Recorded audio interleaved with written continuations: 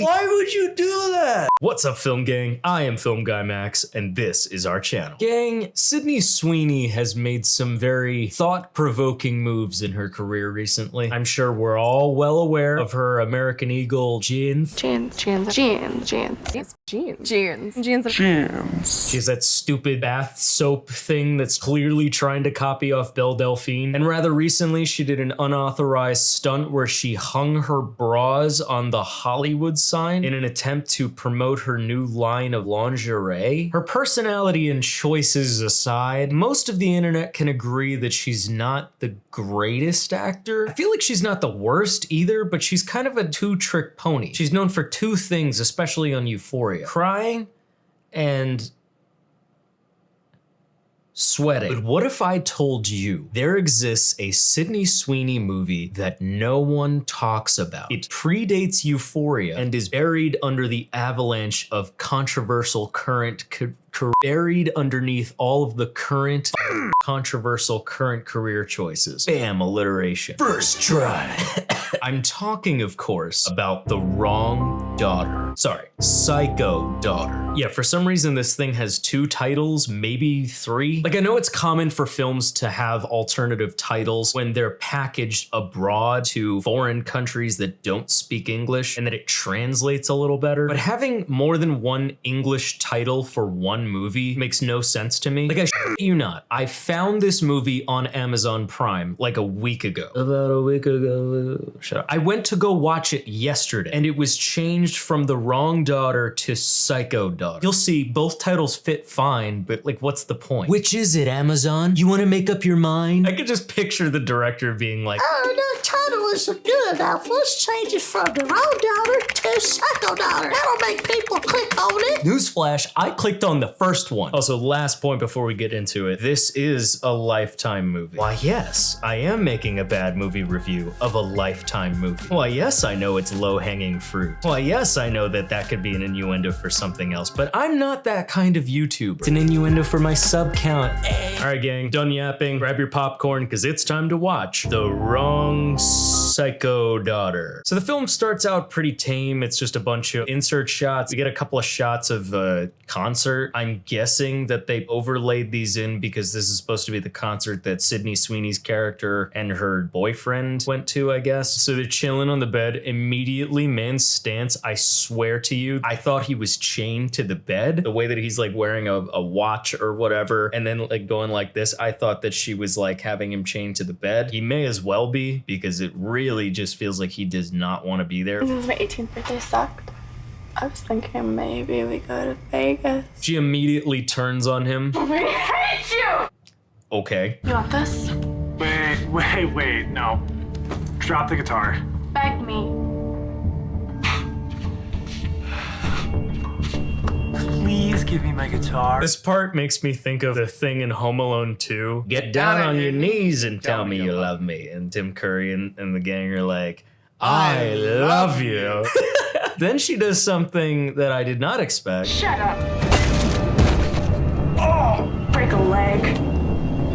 So we're, what, like 2.5 minutes into this movie, and she f***ed him up with his own guitar, and then pieces. This is the last time we see this dude in the whole movie. So she sneaks back into where we see that she lives. We eventually find out that her and her roommate Danica are orphans and are just recently turning 18, or at least Sydney's character is, who's named Sam. But you'll kind of see, it just makes more sense for me to call her Sydney, so I'm just gonna call her Sydney. And then we get the natural exposition town of all of these types of movies where it's like, you know, I've told you 1,000,000 times not to break the rules around here. You have broken rule after rule. I have given you more second chances than I can count. You're 18 now. You've aged out of the system. By law, you should have moved out months ago. So I'm sorry, but I have to kick you out. So orphanage leader lady kicks her out. She throws a bunch of pencil debris onto the floor. We're then introduced to our other two main characters, a happy couple in love who are expecting. That's the one.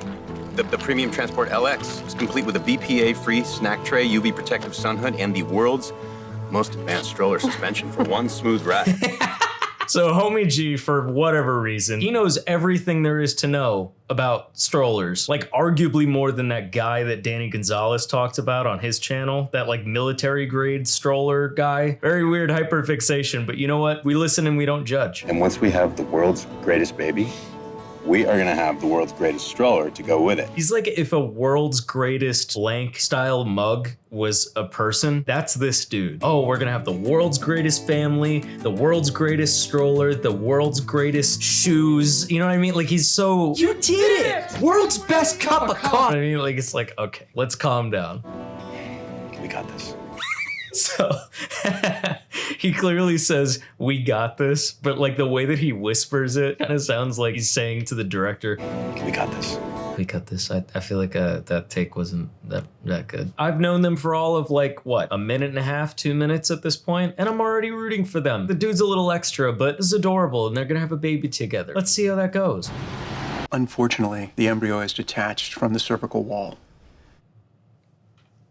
They lose the baby literally in the next scene. Oh my God. I don't know. So I'm sorry. I have to just comment on this trope. Every single time there is a scene like this of a doctor delivering unfortunate news, they're always wearing a white lab coat. Now, yes, I understand that white lab coat equals doctor most of the time, but I have to ask, doctors, do you actually wear your white lab coat like all of the time? Like, oh, gotta go to work. It feels like one of those things that only movies do that's like, this is a doctor. They have a white coat on, dude. That means they're a doctor. Did you know that? So after discussing a few other options, they leave. We cut back to Sydney and Danica talking about what she's gonna do after she's been kicked out. For reasons unknown, she makes Danica leave the room so that she can steal her dinosaur of a laptop. It just looks like one of those clunky old Dell laptops from like 2005 is her goal, to steal this and sell it. It's not gonna sell for much, I feel like, unless like Neil Breen buys it. We cut back to the couple. So Kate's the wife. Captain Stroller comes over to Kate and says, I know that we just lost our baby, but how would you feel about connecting with your estranged daughter that you put up for adoption 18 years ago? So he grabs their laptop that clearly has a piece of production tape over it so that you can't see the logo. I love when movie productions get lazy about it. They just talking like I haven't done that in my movie. So he shows her Danica's Facebook page, of which there are no pictures of her. Her Facebook profile picture looks like the ludicrous speed scene from Spaceballs. But yeah, they're seriously considering readopting her 18-year-old daughter. You want me to reach out to her after she grew up like that? I do. I get this could be sentimental and all that, but I still feel like it's a little strange to just be like, Okay, bye. I'll see you again in 18 years. all of a sudden like friends her on Facebook. This feels kind of weird. So we get to the next scene, and this is where we get to see that Kate is actually a business owner set to open this new restaurant. This is also where we get to meet Kate's best friend. And I will say, the dress that she's wearing makes me mad, but we're gonna ignore that. Would you want your mother, who gave you up when you were a baby, to reach out after all these years?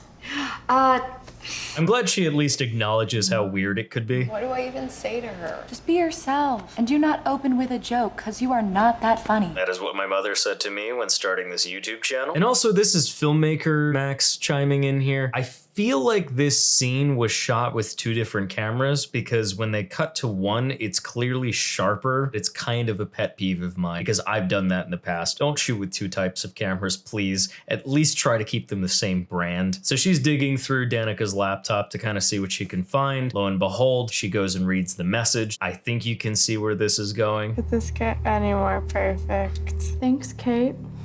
I needed a new place to stay. So she writes her back, says that she's gonna be in town, and then Kate says, I have meetings at the restaurant all day. I'm gonna have to reschedule. listen, I understand if you are a small business owner or any business owner and you're, busy with busyness, but your daughter that you haven't seen in 18 years, you can't squeeze her into your tight schedule? Really? So they decide to just have Danica meet her at the restaurant. So she sends Sydney the address, and Sydney Mulan's all over her wrist. She gets out of there, and just as she's about to leave, this happens. Sam! I know you have my laptop. I just want it back. Sam? Bro, how do you not see her? Hold on. Can we play that again? I know you have my laptop. I just want it back. Sam? She can clearly see the direction that she's going. I know you have my laptop. She rounds a corner and all of a sudden, well, where did she go? Oh, I don't know. How does she not see her? You see, I really need that laptop now. I'll kind of become attached to it. I think you can understand. So she pushes some books over and that's enough to knock her the out. Then she stuffs her in a closet. Wow. So I'm skipping ahead a little bit, but basically Sydney arrives at the restaurant, meets up with Kate's best friend, and we get their fake reunification. Danica. It's semi-sweet and then semi-dramatic irony because clearly we all know that Sydney is not Danica. I gotta say the music that they chose for this reunification scene is very interesting. Kettle Black Bistro. Yep, Black Bistro. I like it. Yeah, I've wanted to own my own restaurant since I was a kid, and it's all happening. Lo-fi beats to bond with your estranged fake daughter / study to. Also, something that just crossed my mind. What if Mr. World's Best Coffee Cup still wants the Super Stroller 9000, but he's just gonna put Sydney Sweeney in there? So back at the house, she finally gets to meet the world's perfect husband, and he's kind of starting to have second thoughts. You wanted him to move in? We've only known her for 24 hours. You, of all people, should be supportive. You started this. You're right. And they have like the most minor disagreement. I can't even call it an argument because it's not that. Like they say 2 lines to each other before he goes, I am an idiot and I am a big stupid head. Meeting my 8th grade science teacher? Like you're acting like she's threatened to kick you out of the house. So she's showing her around. Sydney comes across a certain picture that she's intrigued by. And she's so intrigued by it, in fact, that she says, I really like to go there. Like you're intrigued by a photo of the 2 of them in front of what? A red door, a couple of shingles, and a hat? It's been in Joseph's family forever. The whole world melts away when we're there. It helps us to just reconnect. Like I love how like this is the only photograph of this one location that's supposed to be so extravagant and vacation oriented and all of that they have to intercut it with an establishing shot of the entire house because otherwise it just looks like a normal ass background. Nobody looks in front of a house and goes, I want to go there. What are you, 3? This is what we're gonna do. Tomorrow, we are gonna go for some retail therapy. I can get away for a few hours and we can get some things of your own. So much of this dialogue sounds like it belongs to a Disney Channel original movie, but then it has like the most sinister vibe. Get it to me in the morning. I just want to make sure I have your paperwork. The writing is telling us one thing, and the music and the lighting is telling us something completely different. Sydney's character at this point has done some things, but I still feel like it doesn't fully warrant like the amount of ominous presence that they're trying to bring to this movie. Like it's clear that something is going to happen, but I just feel like they're trying too hard to make us believe that. So once again, we're back at the orphanage, and luckily Miss Orphanage Lady is now checking up on the real Danica after she's been shoved in a closet and her laptop has been stolen. Consider it compensation for your willingness to tolerate what must have been a very difficult living arrangement. Sweetie, I'm sorry that your roommate stole your shit, knocked you out with a couple of books, and then shoved you in a closet. I hope this makes up for it. Okay, so this might actually be the weirdest plot point in the entire movie that I feel like is almost not necessary, except for the fact that in the other scene, Kate asks for the orphanage number. I just want to make sure I have your paperwork. So Sydney commissions a homeless lady to pose as the woman who owns the orphanage, and it's just... Safe Harbor, this is Miss Hanson. Hi, this is Kate Whitman. I'm calling in regards to Danica Tyrell. Yeah, what about her? Well, I'm her biological mother. Congratulations. There's just so many other ways that she could have done it. She could have been the person on the other side of the line, disguising her voice. It would have been so easy. Did you maybe sound a little more official? Like you had an idea what you're doing? Excuse me, do I look like a professional actor to you? And then she just pieces. Where's my money? Do I look like a welfare agent to you? She's like, F you. You're not getting your money. Come back here. Hey, you. And then the homeless lady doesn't even like try to stop her. She's just like, Hey, don't make off with my money. Come back here.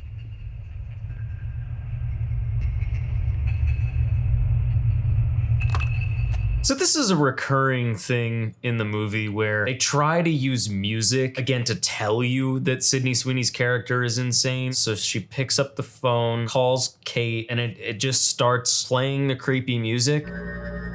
I'm confused, like, what warranted that?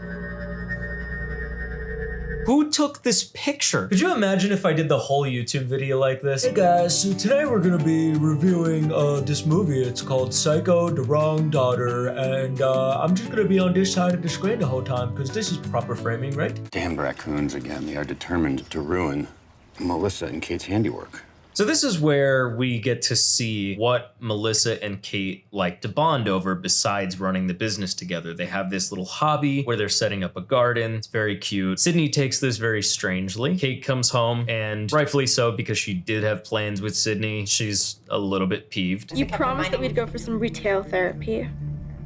Don't say things if you don't mean them. Because of this minor disagreement where I would argue that Kate is in the wrong here, she's starting to have second thoughts about letting her daughter stay with her. Did we make a mistake with Danica letting her move in so soon? Why? What do you mean? She kind of exploded when I came home from work. She exploded? Honey, I'm sorry. What do you mean exploded? Yeah, what do you mean exploded? Like, okay, she was passive aggressive, sure. That's not exploding. We got to admit that this whole process is not going to be rainbows and unicorns. You're right. Okay, this next part of the scene, I'm sorry, but as a filmmaker, As a filmmaker, I must say that this scene really pisses me off. because not only do they break the 180 rule, but there is this very present blue light in one shot where it's like clear he's casting a shadow on the bed frame, and then it's not there in the next one. You have to stick to one lighting scheme for the entire scene. Like, bitch, calm down. It's just Lighting?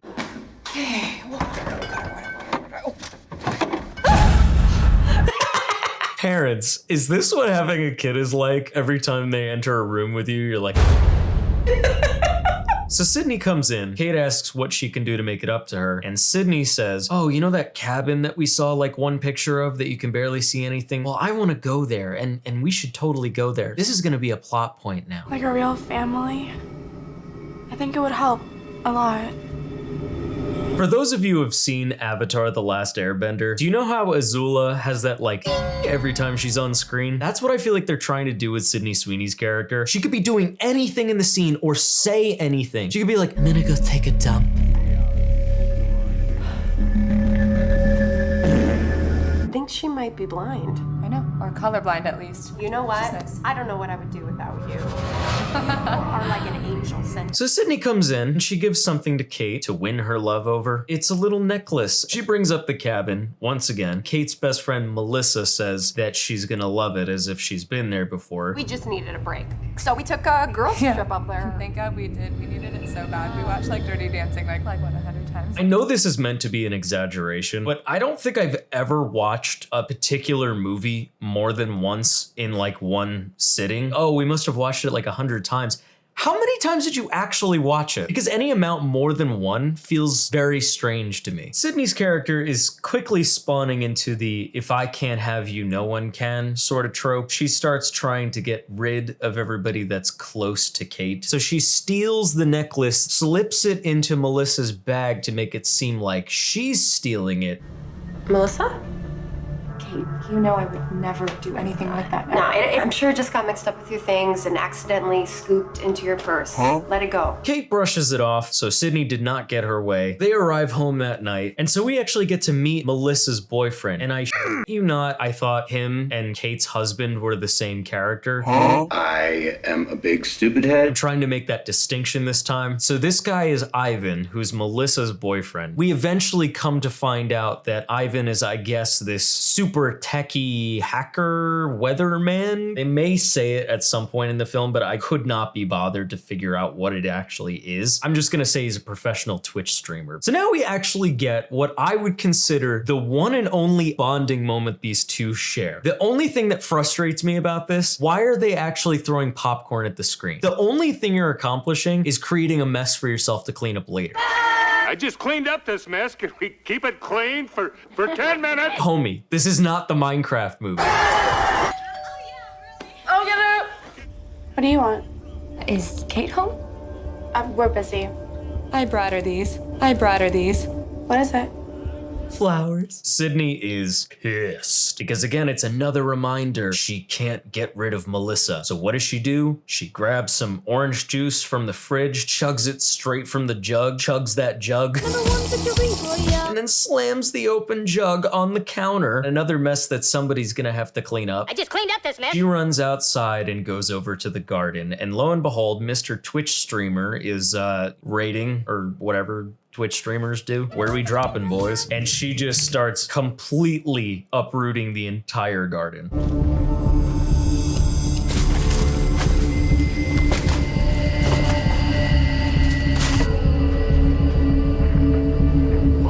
So instead of him opening up the windowsill and just being like, hey, what are you doing? Mans instead pulls out his phone and starts filming her do it. The next day, the real Danica gets a message on her Facebook that she's now logged back into again from Melissa. Sorry, Melissa, whoever you are. Wrong Danica. And she ignores it until she sees a picture of Sydney, Kate, and Melissa on Melissa's Facebook.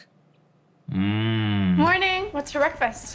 Well, I hope you like pancakes and eggs. Of course I do. I'm a human being on planet Earth. Ah, yes, because as we all know, vegans are non-human beings off planet Earth. Ivan comes over and basically tells her that she should tell Kate what she did to the garden, because if she doesn't, then he will. While all that is going on, Kate comes outside to finally discover that her garden is destroyed. And once again, she has the most monochromatic way of reacting to something that should majorly upset her I have ever seen. It's ruined. I can't believe this. I can't believe this. That is not how you react to somebody completely trashing your hobby. This is how you should be reacting. Okay, Mr. Space Hamster.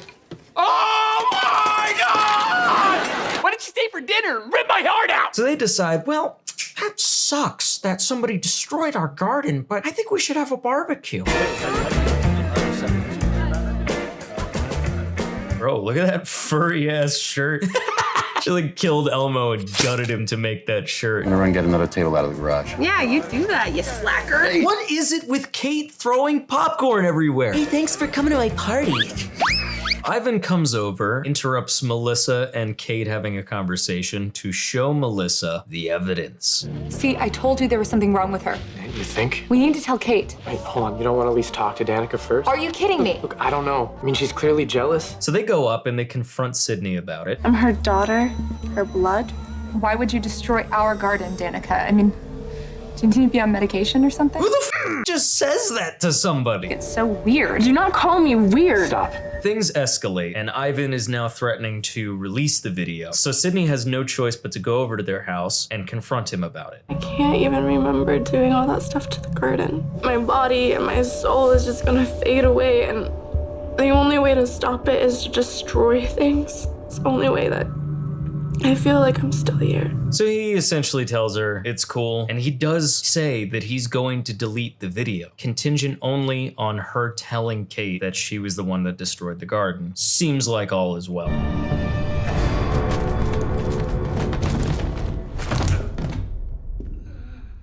Homie, why would you do that? He said he was gonna destroy the video. And you think, you probably are thinking like, okay, bro probably just took a mad fall. He's probably just knocked out. No. Dude's dead. So she takes his phone and she destroys the video. Next time, watch your step. Have a nice trip, Ivan. See you next. Jeans. She returns back home. Kate goes to yoga, and so it's only her, and I already forgot his name. What are you doing? Right now I'm just working on emails. Is that from Melissa? Yeah, it is. Unfortunately, even though Ivan said that he would delete the video, he still sent it to Melissa, who sent it to both of them. You wanna watch it? Wait! Why don't we watch it on the big screen? That's a little bit above my pay grade. I only know strollers. Here, I can handle this, and you take care of the TV. All right, big screen it is. So she just f***ed up 2 guys in the span of like 5 minutes, not even. Killing one of them and then knocking out the other guy. She's able to go in and delete the email right before Kate's able to see it. That's just weird. I definitely need a vacation. after a yoga session and a phantom email? Yeah, you better watch Dirty Dancing 200 times for that vacation. Now we get some interesting plot development. The real Danica finally decides to reach out to Melissa, saying that Sydney is trying to replace her. Melissa, this is Danica Tyrell. There's a girl identified as me, Danica Tyrell, but she is definitely not me. Oh my God. Her name is Samantha Brown. She's been diagnosed with and is wanted by the police for aggravated assault. Wow. They just dropped the S-bomb, right? I guess it's that kind of movie. This is a Lifetime movie. So finally, after all this talk of going to the cabin, they're finally there. Meanwhile, Melissa comes home to discover that her boyfriend is dead. Oh no! She murdered him! She murdered him! It's not the worst performance I've ever seen. I will say though, due to everything else in this movie, I kind of expected her to nonchalantly just be like, man, that sucks. That just kind of sucks. I'm gonna have to find a new boyfriend now. I can't believe this. She has enough of a fit with the police where it actually leads to her arrest. Melissa, now jailed, is trying to warn this detective to send somebody out to the cabin before Sydney is able to murder somebody else. Meanwhile, the real Danica gets to find out the shocking revelation. Is that my mother? And in comes this park ranger to make sure that everything is okay. I'm looking for Kate or Joseph Whitman. Kate went to the store and Joseph's napping right now. Your name wouldn't happen to be Samantha Brown, would it? No. You wouldn't happen to have ID on you? Why did he wink? You wouldn't happen to have some ID on you, would you? Oh. Officer Raymond, have you reached the cabin yet? Please respond. We get this overplayed trope where the officer is like milliseconds away from discovering the truth when he looks at the killer one last time before. We then get some killer acting from Miss Sweeney. Why is this happening to me? Why is this happening to me? Why? She steals the park ranger's truck and dips. And finally, we get the real Danica talking to her real mother. This is Danica. Is this some kind of joke? It's not a joke. The girl who's pretending to be me is not your daughter. Look, I'm sorry, but I have to go. No, wait. She arrives back to the cabin and finds Mans dead on the ground. Joseph! Joseph has slept through this whole thing. They're on the same page because Mans just went. There is a dead police officer on our floor. It's the perfect dead police officer, honey. I don't know what happened, but we are going to be okay. As long as we never break from this hug.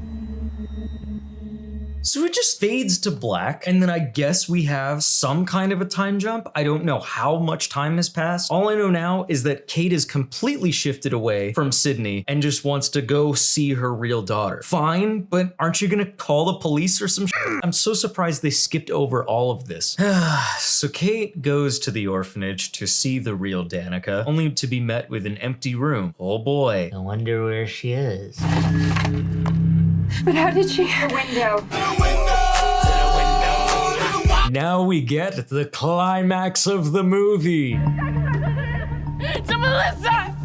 She's not who she says she is! Don't trust her! Why would you do that? Oh my God. This isn't gonna change anything. Yes, it will! Yes, it will, Mom! I'm just gonna say this once. Louder does not mean better acting. Do you remember our barbecue? And how we worked on that garden together? And how we threw popcorn all over the floor and then I made you clean it up? Those are our memories.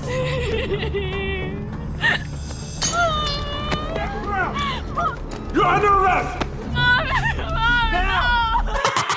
Did you see that? She like lets go of her hand daintily and just goes, sorry, you're no longer my problem. Sorry. This is also, by the way, this is the last time they're on screen together. Mommy, please, I'm so sorry. I'm so sorry. Danica, and I'm your daughter. No. And that's it. For real this time? She's the real deal. Ladies and gentlemen, introducing the Whitmans. Oh, the perfect family. This cheesy ass ending has Lifetime written all over it. Can this day get any better? Melissa got over Ivan real quick. Ivan? Who was that? Barely had 3,000 Twitch followers. It's like nothing. My new boyfriend has like 60K. So the real Danica gets to live with Kate and Sydney is locked up forever. Danica. My name is Danica. So that was The Wrong/Psycho Daughter, a Sydney Sweeney abomination. All that being said, I don't think it's the worst Sydney Sweeney movie ever. I'm looking at you, Madam Web. All right, gang, that's all I got for you. Like, leave a comment, let me know what you thought about this craziness. Subscribe to join the film gang, or else Tears McGee will trip you on the stairs. Although I guess by her logic, she would trip you on the stairs even after you agreed to subscribe, and then once you're dead, she'll steal your phone and then subscribe for you. So either way, you're subscribing. You know, I don't know what to tell you. Also, I have other videos, and you might like them. Bye.